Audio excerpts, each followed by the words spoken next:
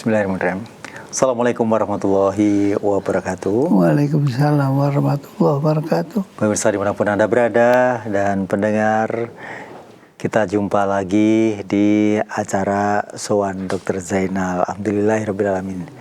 Puji syukur kita aturkan kehadirat ilahi Rabbi Allah Subhanahu wa Ta'ala, dan alhamdulillah kita dipertemukan kembali dalam kondisi yang insya Allah sehat walafiat, dan tentu saja masih beriman Islam, dan kita harus syukuri, itu yang paling utama.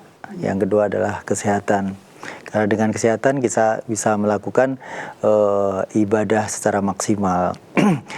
Dan salawat serta salam semoga tercurah kepada Rasulullah Muhammad SAW beserta para keluarga, para sahabat, dan para penegak sunnah-sunnahnya. Malam hari ini, pemirsa dimanapun Anda berada, ada sebuah tema yang cukup menarik ya. Sebenarnya ini adalah fenomena alam yang biasa, tapi orang kadang-kadang menganggap luar biasa karena ketidaksiapannya begitu. Di tubuh terasa dingin. Orang menyebutnya kalau orang Jawa itu bediding, yang sangat dingin sekali. Namun itu juga sebenarnya dirasakan sebagian orang, tapi ada juga yang merasakan biasa-biasa saja. Tapi ketika tidak ada kesiapan untuk menyambut sang bediding, maka terjadilah tubuh ini kadang-kadang drop begitu. Nah, di acara Sowan Dr. Zainal telah ada di tengah-tengah kita, ada beliau Profesor Dr. Zainal Arifin Adnan, konsultan rheumatologi, spesialis penyakit dalam Vinasim. Assalamualaikum warahmatullahi wabarakatuh. Sehat, Prof? Alhamdulillah. Ya. Tunggu panjenengan. Alhamdulillah. Ya. Ya, bediding, Prof. Nah, ini sebenarnya sejak dari Prof kecil pun sebenarnya sudah ada. Sudah ya? Ada. Dan itu sebenarnya apakah menjadikan kondisi tubuh atau ketahanan tubuh itu menjadikan bermasalah tatkala tidak mampu bertahan? Ya. Para pemirsa MTA TV yang saya hormati, yang insya Allah dimuliakan Allah. Alhamdulillahirrahmanirrahim. Wassalatu wa ta'ibah. Wassalamualaikum warahmatullahi wabarakatuh. Jadi kita terjebak suatu pemahaman bahwa bediding itu memang menjatuhkan sakit, karena udaranya juga sangat dingin sekali, dingin sekali. Kadang-kadang kalau mandi biur gitu, wih, adem banget, dingin sekali. Tapi kalau kita baik-baik, ya alhamdulillah akan baik juga. Jadi kita mengalami penyesuaian diri. Allah sebetulnya sudah memperingatkan, innallaha yuhibbul mutatahhirin. Jadi Allah itu sudah menggariskan siapa yang bersih itu akan baik. Nah, bersihnya gimana? Ya kita harus mandi pagi. Sunnahnya Rasulullah SAW mandi itu kalau pagi sebelum sholat sunnah fajar. Jadi sebelum sholat fajar itu sudah mandi. Entah mandi air ladeng, entah mandi air kolah, entah mandi air sumur. Itu rasanya sudah enak gitu. Tapi tidak lepas beberapa pasien yang datang ke rumah, ke praktek swasta saya atau di rumah sakit, itu pasien itu datang dengan keadaan yang menggigil, tidak tahan, udaranya katanya dingin sekali. Ya kalau saya alhamdulillah ya masih bisa tahan. Dingin sekali, nanti kalau salah-salah ke dokter atau ke yang lain itu dikatakan autoimun, padahal belum tentu autoimun. Ya imunitasnya memang kurang baik, jadi tidak bisa menahan. Jadi yang jelas itu pasien-pasien banyak yang menderita pneumonia, bronkopneumonia, bronkitis, dan ada yang herpes. Wah, herpesnya itu menakutkan sekali. Ya, ada beberapa pasien herpes. Jadi herpes itu dompo kalau bahasa Jawanya. Dompo itu kulitnya melepuh gitu dan tidak pernah melintasi garis tengah. Jadi kalau di kanan ya kanan, di kiri ya kiri. Dan itu kita harus segera mawas diri, adaptasi, kesehatannya dijaga, terutama makan dan istirahat. Makanya gimana? Ya makanya halalan thayyiban. Ya, kita ikuti sunnah Rasulullah SAW. Makan setelah lapar, berhenti setelah sebelum kenyang. Jadi itu sesuatu yang menyehatkan katanya hadis. Jadi sesuatu yang dicontohkan Rasulullah itu insya Allah baik. Bediding ini seharusnya sudah tidak ada hujan. Tapi kalau saya pergi ke Tangmangu, turun sedikit itu ke Karangpandan, itu hujan deras sekali. Tapi kalau sudah sampai ke Karanganyar, kering sekali. Itu sampai ke Solo. Okay. Kalau di Solo ya cuma mendung-mendung aja. Okay. Itu ya kita alami dan kita harus menjaga diri dengan istirahat dan waktu-waktu istirahat kecuali yang memang bekerja, itu jaga diri dengan makanannya yang gizinya baik. Ya. Ada juga saya mengikuti jejak Rasulullah SAW. Itu kalau mau makan nutul garam plung 3 kali kata, itu bisa nelan dengan baik dengan tidak menimbulkan gejala apa-apa, akan baik saja. Nah, itu gimana kalau hipertensi? Hipertensi nggak apa-apa, garamnya sedikit saja kok. Ya kalau tidak bisa 3 kali ya 1 kali kalau takut.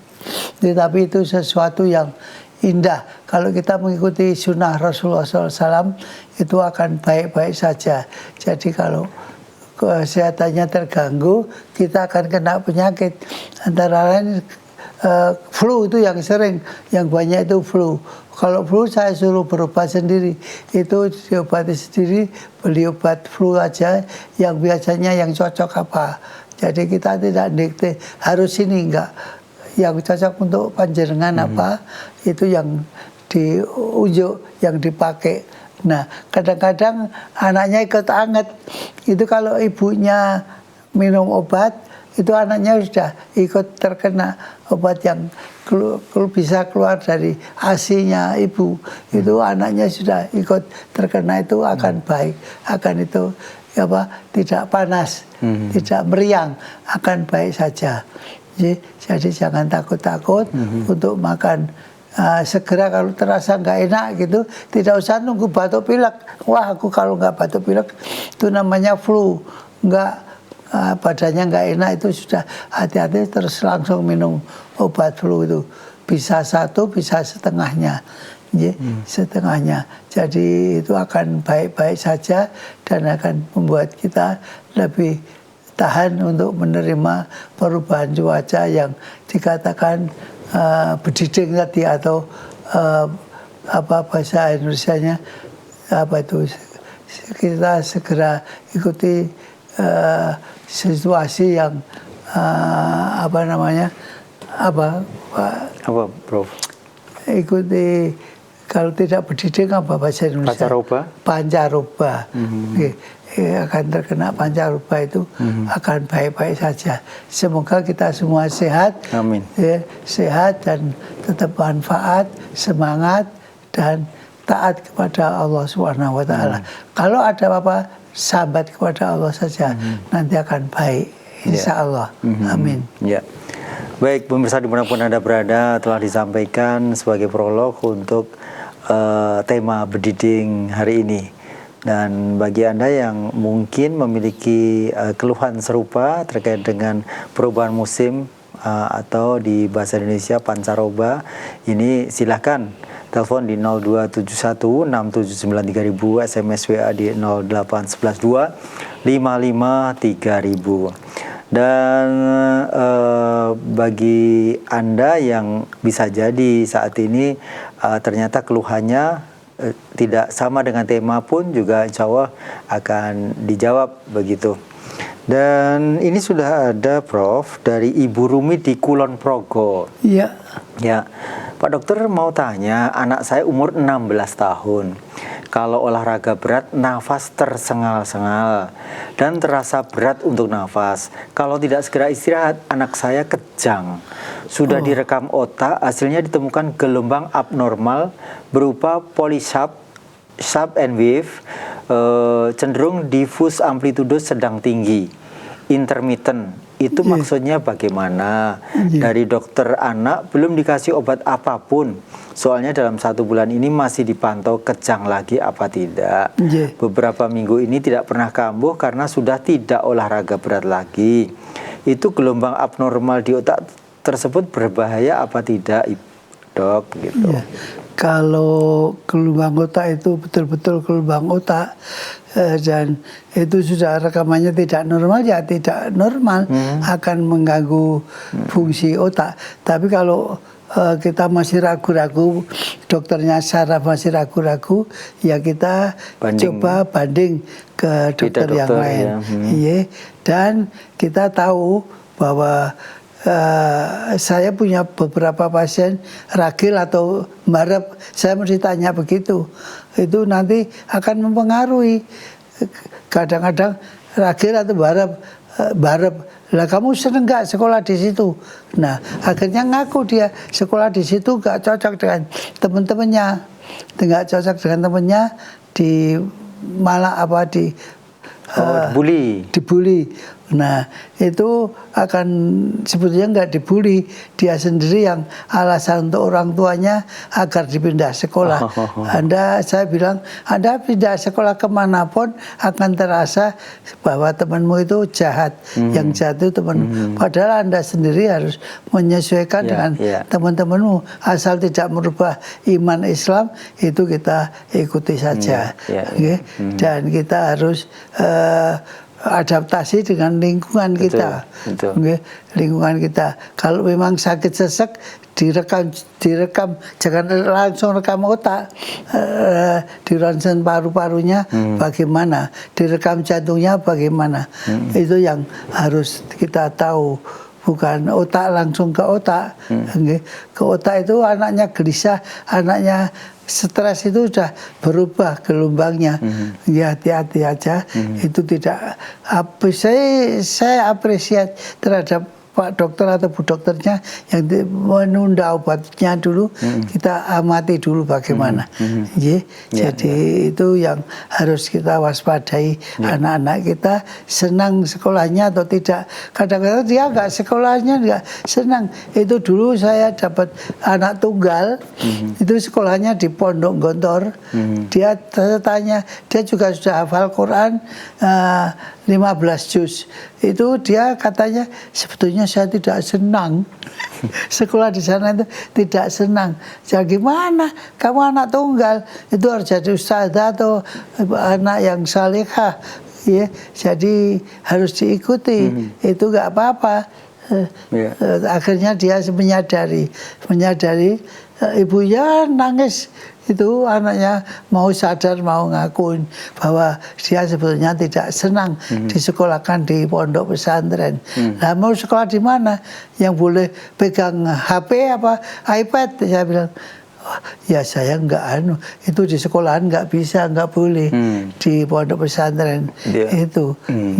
Jadi itu yang menjadikan dia tidak sehat dalam kehidupan sosialnya. Saya kira itu. Tadi juga sudah mengerti bahwa salah satu mengurangi keluhan tadi dengan mengurangi olahraga berat, Dok. Jadi ketika dikurangi olahraga yang berat itu, gelombang abnormalnya juga tidak nafas tersengat-sengat saya tadi juga sudah tidak kambuh lagi. Iya, Ya. memang kita harus hati-hati. Anak kita harus kita sabar mengelola anak kita dengan nasihat-nasihat yang baik, dengan guru bimbingan di sekolah itu sekarang masih ada tuh. Masih BK ya, bimbingan konseling ya, Ya, masih. itu kalau ada itu dikonsulkan, dan guru bimbingan konseling itu memang harus tahu psikolog anaknya, ya. Betul. Jangan sampai nggak tahu ini ragil atau mbarep atau anak tunggal, atau putri tunggal, itu harus kita uncai, kita kupas kejiwaannya. Ya, apa hubungannya, Prof? Anak satu, anak tunggal, anak bungsu, kemudian yang survive yang mana? Ya, itu yang survive yang anak biasa, yang bukan itu akan. Yang mana yang anak biasa? Semuanya tidak ragil, tidak mbarep, tidak anak tunggal. Itu akan baik saja. Oh, anak nomor tengah-tengah gitu ya. Tengah-tengah atau anak. Tapi kalau tengah-tengah pun, kalau dia namanya Oedipus kompleks, kayak saya nih, dulu dekat dengan ibu saya, ya itu kena Oedipus kompleks. Ya, akhirnya saya sampai sekarang juga ada peninggalan itu yang sifat tidak baik. Dulu kalau dapat uang gitu, jangan beli apa-apa, nanti kemahalan, nanti keliru. Yang membelikan biar Mbak Yunya. Jadi sampai sekarang saya nggak berani beli apa-apa. Padahal saya pegang uang gitu, itu saya di Mekah aja dipesan istri saya, coba beli kurma atau beli selayar untuk saya, kudung gitu yang baik. Saya itu tetap nggak berani itu, malah pulang gitu, mana saya nggak berani, nggak berani. Jadi nawar. Kemandirian itu tidak kurang begitu ya? Iya, kurang, ya kurang. Jadi itu saya melakukan sendiri, jadi melakukan sendiri tidak normal dalam hal ini. Jadi itu yang harus kita. Dulu kalau maaf nggak diambilkan ibu saya nggak makan. Karena nggak enak. Iya. Itu. Ya, jadi kemandirian kurang, sangat kurang. Namanya Oedipus kompleks. Oedipus kompleks yang tergantung pada ibu sekali begitu ya. Iya. Iya. Baik, sekarang pindah ke kami juga masih nantikan untuk yang ada di telepon. Ada Ibu Retno di Purworejo. Maaf Prof, di luar tema. Prof, ada lansia giginya tinggal sedikit. Gigi atas ada, yang bawah kosong. Jika di bawah ada, atasnya kosong. Jadi nggak bisa kelop kalau ngunyah. Juga ada yang sedang goyang. Pertanyaan, jika beliau makannya di blender kasar, apakah baik untuk kesehatan? Soalnya kalau makan lama sekali, sekitar 45 menit kalau nggak di blender.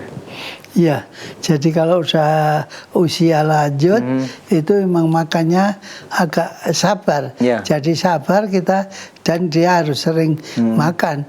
Terus gizinya kalau di blender ya dagingnya atau lauknya, proteinnya diikut di blender, sayurnya ikut di blender. Jadi kalau dia doyan makan blenderan ya bagus. Tapi kalau dia, saya nggak mau makan begitu, memang ya begitulah. Orang tua itu kadang-kadang menjadi manja, harus kita sabar meladeninya.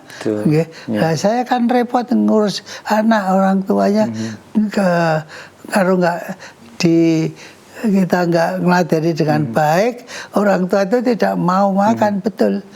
Dan itu yang kita harus ngalah. Anaknya dikasih tahu ini, yang ini baru begini, gitu nanti akan tahu. Harus mengingat ketika kita masih kecil ya Prof. Ibu kita sudah berat, kekompolan juga, itu nggak pernah ada keluhan. Mengeluh, nggak ada keluhan. Itu, dan itu berkali-kali. Sementara ini tidurnya keganggu. Jadi ganti popok itu Ya Allah. Dan dengan senang hati, malah senang ya. Oh, anakku sudah bisa ngompoli gitu misalnya. Saya Ya. dulu ya gitu kok. Saya dulu ibu saya jualan ketan sama klepon gitu, yang ngeladen saya itu Mbak Yumbarep. Itu sampai dia nggak sekolah, nggak sehingga jadi buta huruf juga Mbak Yu saya. Iya. Ya. Begitu Bu Retno ya, yang ada Mbak Retno Bu Retno di Purworejo. Karena ada hadis atau Quran dia yang menyampaikan bahwa ketika usia atau orang tua pikun, kalau kita tidak sampai masuk surga itu kebangetan gitu ya. Iya betul. Ya, oleh sebab itu buka punya pintu. Jaga orang tua ya, pembuka pintu surga. Iya. Baik, kemudian ini Bu Sri di Wonogiri. Mohon maaf, mau tanya, apakah kadar tiroid ketinggi itu bisa sembuh total, dokter? Sudah 1,5 tahun ibu saya rutin kontrol ke dokter spesialis dalam, dan sekarang badannya sudah enak katanya, sudah gemuk juga.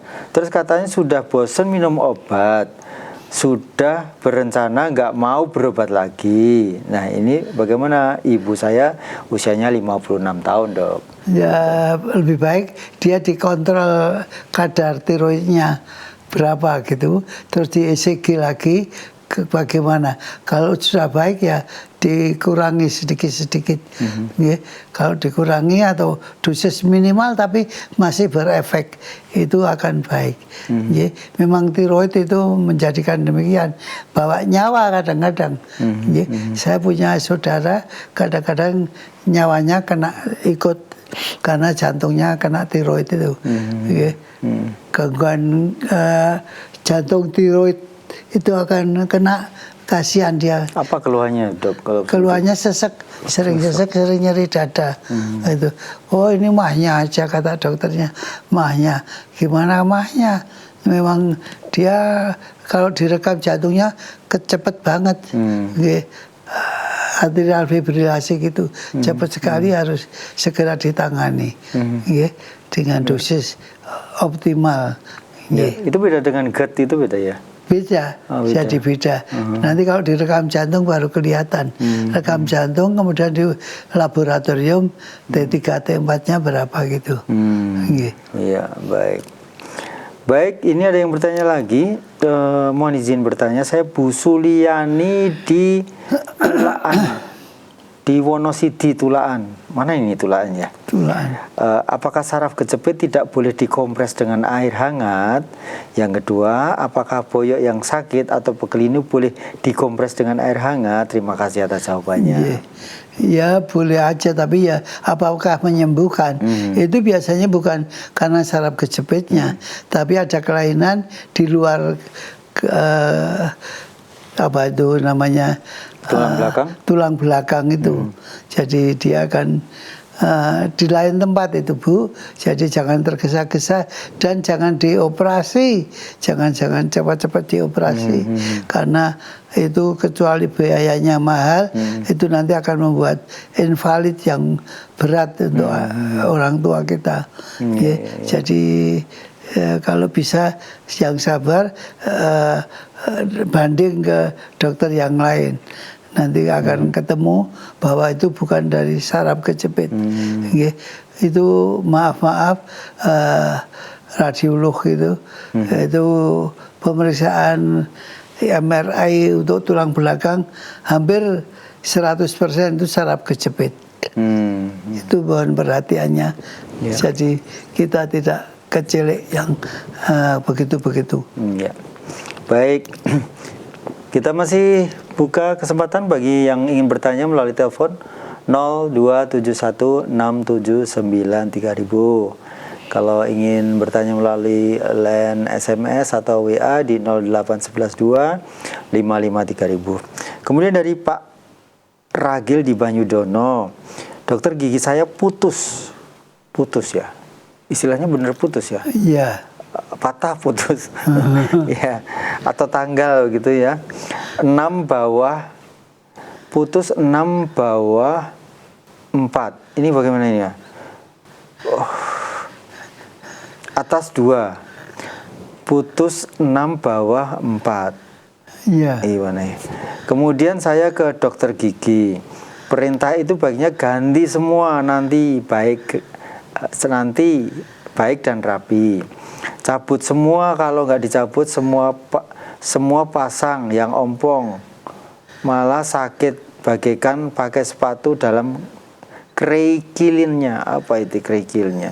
Oke. Saya ikut karena lebih tahu dari saya. Setelah cabut semua, saya dipasang gigi palsunya. Ya Allah, setelah dipasang gusi selalu kena gusi.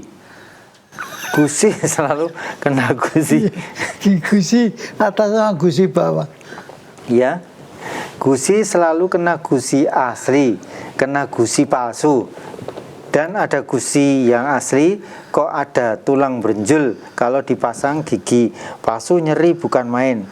Bagaimana solusinya, Dok? Solusinya ya ganti dokter gigi. Ganti dokter gigi. Iya, Ya. dokter gigi kalau udah terlanjur dicabutin semua, ya ganti dokter gigi. Ya. Atau ganti dokter yang ahli gigi.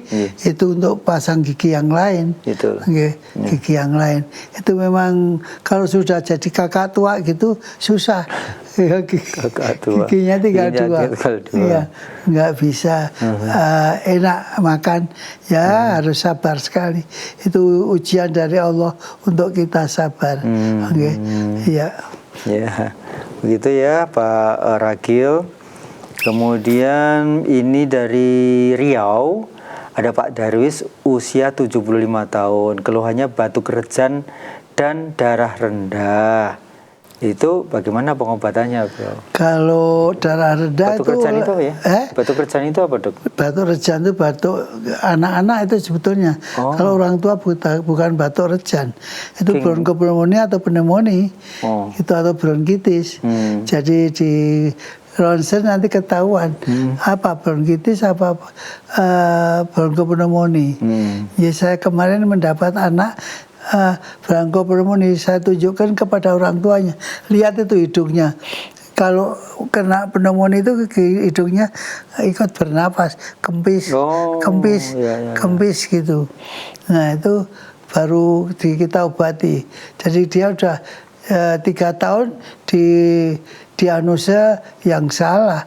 Jadi saya kasih puyer, langsung dia 1 minggu kontrol sudah baik, udah senyum-senyum, nggak sesek lagi katanya. Iya, dan olahraganya bukan main, itu olahraga sepatu roda. Iya. Jadi ya olahraga yang berat itu. Iya. Jadi sudah baik. Jadi hati-hati bagaimana cuping hidup napas, cuping hidupnya ikut bernapas atau tidak. Iya. Baik, kita buka untuk telepon. Halo, assalamualaikum warahmatullahi wabarakatuh. Halo, assalamualaikum. Waalaikumsalam warahmatullahi wabarakatuh. Ya, dengan siapa? Di mana, Bapak? Pak Tonga di Kucing Singi, Riau. Riau, Pak siapa? Pak Tonga. Kurang jelas itu, kurang Pak. Jelas ya. Dengan Pak Tonga di Riau. Pak Songa. Ya. Ya, Pak Songa di Riau. Silakan Pak Songa. Ya, baik. Jadi begini, Pak. Saya itu sakit perut kalau makan daging. Apa itu penyebabnya akhirnya? Sakit perut kalau Pak sarapan? Sakit perut kalau makan daging. Kalau? Sakit perut kalau makan pagi? Makan daging. Makan daging. Oh, ya. Ya, terus? Itu aja. Oh, gitu aja? Ya, itu aja. Baik. Waalaikumsalam warahmatullahi. Jadi kadang-kadang itu kelainan pencernakan. Kelainan pencernakan. Kalau lambung kita biasanya mau menerima daging. Coba dagingnya di potong-potong kecil-kecil gitu untuk makan. Nanti bagaimana rasanya? Ya kan baik. Kalau direbus, kalau bisa rebusan, bukan gorengan. Ya, dicoba dengan rebusan jadi lunak dagingnya, daging lunak. Atau terik gitu ya berarti ya. Terik atau di bestek. Atau ya. Bestek lebih empuk ya, bestek kan dicacah dulu. Ya saya sendiri gitu kalau ayam putih itu ayam putih kalau nggak dirajang nanti keluar ya mutah utuh lagi. Ya nggak bisa dicerna memang. Ya. Gitu Bapak ya. Belakangnya Pak Songa. Silakan. Halo, Assalamualaikum. Oh, tidak ada. Baik. Kita buka lagi dari Pak Supriyono di Batang. Apakah air yang ber-pH tinggi 9,5 apakah berpengaruh pada tensi?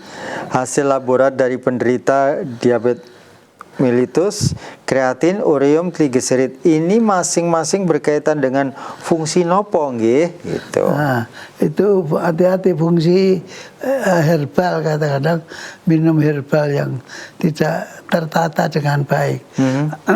Kalau pH cairan itu itu hanya belum tentu dia pH betul yang betul.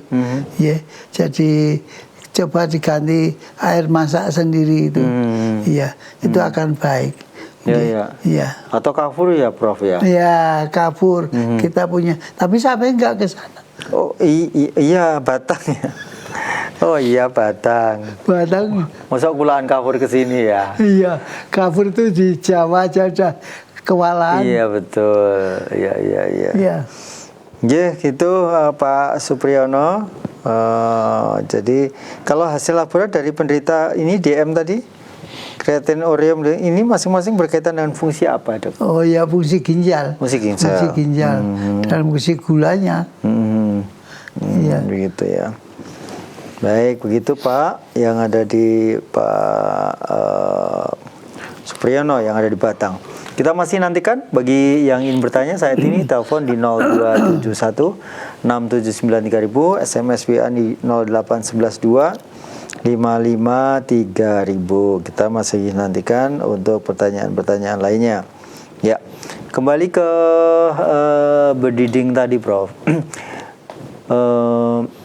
Selama ini saya punya kebiasaan yang kalau di rumah itu biasanya mandi pagi gitu. Tapi ada telepon kita. Halo, Assalamualaikum, kita buka. Halo, Assalamualaikum. Oh, ini Dokter Zainal ya? Betul. Ya. Dengan siapa, Bu? Ini lagi siaran langsung bukan? Betul lagi siaran langsung. Oh, iya. Ini buat Mini. Ya.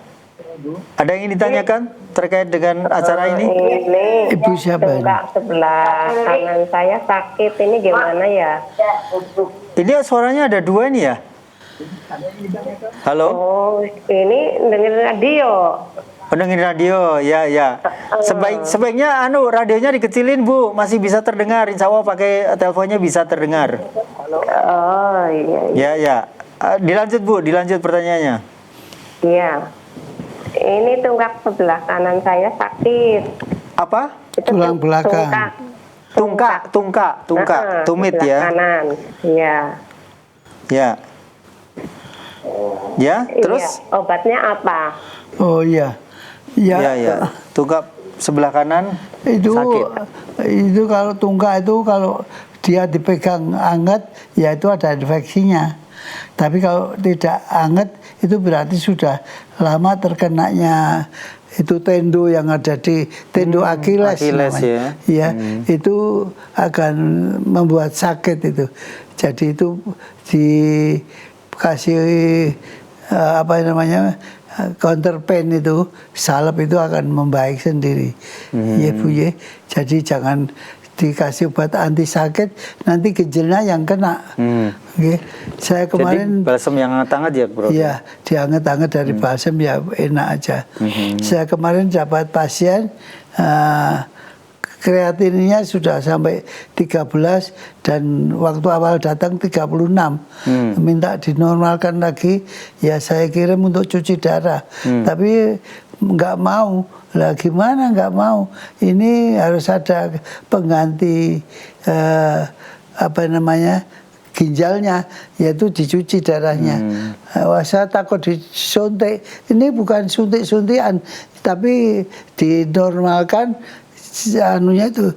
Ini gara-gara apa? Gara-gara herbal. Dia minum herbal semuanya sendiri ya, karena pergaulan modern. Semua temannya dokter itu. Dokter sini suruh ini suruh ini suruh ini, dan semua diikuti, beli semuanya. Ya, jadi bukan dokter dan sebetulnya. Dia tanya aja temenmu itu, sekolahmu di mana kok pintar sekali sekarang. Ya, jadi dia akan merasa kelirunya itu jadi menganjurkan sesuatu yang ngeracunin ginjal. Ya. Baik begitu Bu Asmi? Oh baik, sudah putus ya. Baik, terima kasih. Kita masih nantikan untuk yang lain. Pertanyaan-pertanyaan tentang bediding ya. Okay. Ya, jadi tadi yang sudah disampaikan ya, kalau pagi ada hadis ya Bang Haji, bahwa mandi di waktu sahur itu ternyata menyehatkan begitu ya. Kita buka lagi ke telepon. Halo, Assalamualaikum. Ada hadis ya Bang Haji. Halo, Assalamualaikum. Assalamualaikum. Ya, radio atau TV-nya dikecilkan Ibu. Halo. Halo, Assalamualaikum. Waalaikumsalam. Ibu, radio atau TV-nya dikecilkan suaranya ya. Udah yuk, Mas. Ya, sekarang sudah. Oke, siap. Langsung pertanyaannya? Ya. Ibu dari mana? Mohon maaf, ibu siapa dari mana? Ibu Widya dari Karanganyar. Silakan Bu Widya. Assalamualaikum, dokter. Waalaikumsalam warahmatullahi wabarakatuh. Saya mau tanya. Kemarin kan suami saya terkena stroke ringan dan cedal, tensinya tinggi. Tapi sudah saya periksakan ke dokter, alhamdulillah tensinya udah normal, tapi cedalnya itu kok belum hilang-hilang ya, Dok? Apanya yang belum hilang? Apanya, Bu? Itu belum hilang. Cedalnya belum hilang sampai sekarang. Cedal. Belum cedalnya. Berarti itu mau stroke, Bu. Mau stroke, jadi diturunkan lagi sama ke dokter, minta obat untuk cedalnya itu. Nanti akan diberi obat sesuai dengan kelainannya. Ya, akan baik insya Allah. Udah saya kontrolkan ke dokter sampai udah 5 kali, Dok, talonnya udah membaik gitu. Sudah turun juga, Dok. Tensinya sudah turun. Tensinya turun ya, terus saja diminum obatnya tensi itu, dan minta obat sarafnya itu ke dokter saraf, minta dikonsulkan ke dokter saraf. Iya. Tapi belum ada. Cuma cedalnya itu yang belum sembuh cedalnya itu, Dok. Memang itu tidak gampang. Itu karena sentral, Bu, di otaknya ada kelainan. Ya alhamdulillah kalau dia tidak lama gitu. Ya kata dokter prosesnya lama. Ya ada yang cepat, ada yang lama, Bu. Itu tergantung luasnya kelainan yang di otak. Ya, tapi alhamdulillah suami saya udah sehat, Dok. Ya cuma cedalnya tuh yang belum sembuh-sembuh. Ya, nanti, Bu, insya Allah akan baik. Harus sabar, Ibu. Nggih. Ya, begitu. Matur nuwun, dokter. Sami-sami. Monggo. Assalamualaikum. Waalaikumsalam warahmatullahi wabarakatuh. Oh, jadi kondisi cedal ya, ketika stroke itu bisa ada yang cepat penanganannya, ada juga yang lama, begitu, Dok? Tergantung luas dan tidaknya kelainan yang di otak. Kalau kelainannya luas, ya lama. Kalau sedikit ya cepat. Ya, ada yang stroke dia nggak bisa gerakin jari begitu, tapi tidak cedal. Nah, ada yang cedal, itu karena faktor-faktor apa? Faktor apa? Ini lokasinya kelainannya di otak. Saya sendiri ada agak perota, itu karena terkena bel palsi juga. Kecuali stroke, ada bel palsi yang membuat mulutnya agak perot dikit.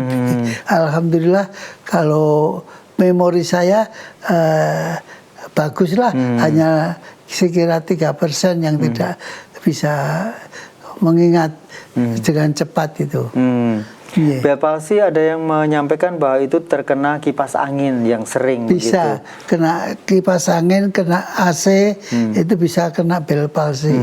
Iya. Padahal dia dia sering nyopir sendiri. Iya, dia kalau sering nyopir, kalau itu mestinya disentrongkan. Disentrongkan itu diarahkan ke wajahnya agar dingin. Nah, malah itu terkena bel palsi. Ya, mendingan dipantulkan dulu ya, tadi ya begitu ya. Dibuang ke atas atau dibuang ke belakang. Betul. Nanti akan baik. Ya, kita buka untuk telepon berikutnya. Halo, Assalamualaikum. Halo, Assalamualaikum. Halo, Assalamualaikum. Waalaikumsalam warahmatullahi wabarakatuh. Ya, dengan siapa Bapak di mana? Waalaikumsalam warahmatullahi wabarakatuh. Ya. Ini dari Pak Suparto dari Muko-Muko. Silakan Pak Suparto. Muko-muko ya. Iya, ini saya usia 65 tahun. Ya. Sudah 2 tahun ini saya divonis sakit batuk alergi, Dok. Batuk alergi ya. Terus selama 2 tahun ini aku dikasih obat apa itu namanya seretidiskus itu. Obatnya apa, Pak? Diskus. Seretidiskus. Oh iya. Seretidikus itu loh. Ya. Iya. Yang saya tanyakan apa efeknya itu, Dok, dengan kondisi saya ya? Ya, ini pemakaian yang lama. Karena ya. hari ini pun ya hingga hari ini hingga sekarang ini juga tiap bulan harus ambil itu terus. Iya. Kalau bisa ya matur dokternya, bilang ke dokternya minta obatnya yang minimal aja gitu. Ganti obat apakah saya masih perlu minum obat gitu. Iya. Itu biasanya kalau alergi, kalau matahari sudah keluar itu sembuh sendiri. Itu namanya rinitis alergika. Jadi kelainan hidung atau di hidung atau di saluran napas yang karena alergi. Nanti alergi itu kalau matahari sudah keluar akan membaik, Pak. Jadi tidak perlu obat lagi. Ya. Ya. Selama ini kalau tidak menggunakan obat berarti selalu batuk. Ya, biasanya batuk itu kalau lepas malam itu, Dok. Kalau sudah lewat malam jam 3 habis tahajud apa itu batuk itu dulu 2 tahun yang lewat itu. Tapi setelah minum ngisap obat itu dulu itu yang pertama dosisnya itu yang seretidiskus yang 500. Sekarang ini sekarang yang ukurannya 250 mili. Yang kalau yang dulu terus. Nah, yang itu apa efek sampingnya itu kalau kalau menghisap obat itu terus gitu, Dok? Ya. Kalau alergi tanya dokternya, saya alergi debu atau alergi udara, cuaca? Oh iya. Itu alerginya katanya alergi debu sama asap. Sehingga saya setiap hari ini saya suruh pakai masker terus, Dok. Oh iya. Iya, jadi itu yang di dalam kamar koran-koran dikeluarkan semua, majalah, koran, buku dikeluarkan, jadi tidak ada debu yang di dalamnya. Iya. Itu dikeluarkan. Jangan Bapak yang pergi, tapi itu dikeluarkan, dibersihkan. Iya. Ya. Jadi Baik, terima kasih Pak Suparto yang ada di Muko-Muko ya. Jadi yang kita hindari keberadaan debu tadi disingkirkan ya. Kan kadang-kadang tumpuan koran di buku-buku gitu, itu ada debunya. Jadi lebih baik itu ditutup kain atau dikeluarkan di luar gitu. Ya begitu Pak Suparto, mudah-mudahan nanti akan berkurang bahkan hilang alerginya begitu. Ya. Dan seperti Profesor sendiri juga setiap pagi hari selalu bersin-bersin ya, Dok? Iya, bersin-bersin. Iya, bersin-bersin. Nanti kalau sudah keluar matahari hilang. Iya. Itu namanya rinitis alergi. Rinitis alergi. Jadi gangguan selaput hidung yang kalau kena matahari sudah keluar akan membaik sendiri. Jadi nggak saya obati apa-apa itu. Dan itu setiap pagi? Ya, hampir setiap pagi, dan sekarang sudah membaik. Kadang membaik sendiri, kadang datang lagi. Iya. Ya, sepertinya kebersamaan kita hanya sampai di sini, Prof. Ini alhamdulillah sudah banyak menjawab pertanyaan-pertanyaan yang sudah dikirim melalui WA ataupun juga pertanyaan melalui telepon. Mudah-mudahan ini akan memberikan pencerahan, dan mungkin di akhir acara ini bisa disampaikan terkait dengan bidding tadi, Prof. Jadi kalau kita memasuki iklim bidding atau pancaroba, lebih baik diperbaiki kondisi tubuhnya, makan yang baik, ada proteinnya, ada sayurnya, ada buahnya, dan juga istirahat yang cukup. Istirahat, tapi nggak mungkin aku istirahat karena bekerja. Nah, itu kalau bekerja diperbaiki gizinya, gizi kita akan baik, dan semoga Allah memberikan berkahnya. Kadang-kadang kita takut, pada berkah makanan itu tidak harus tergantung pada gizi, tapi pada doa kita, dekat kita kepada Allah Subhanahu Wa Taala. Betul, ya. Baik, terima kasih Prof, dan insya Allah kita akan bersua lagi di 2 pekan yang akan datang di acara Sowan Dr. Zainal.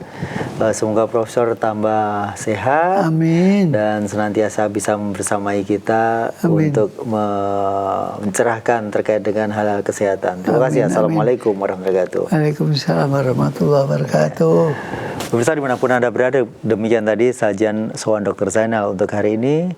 Saya Rudi Arvianto, mohon maaf atas segala kesalahan. Bila taufiq wal hidayah. Assalamualaikum warahmatullahi wabarakatuh.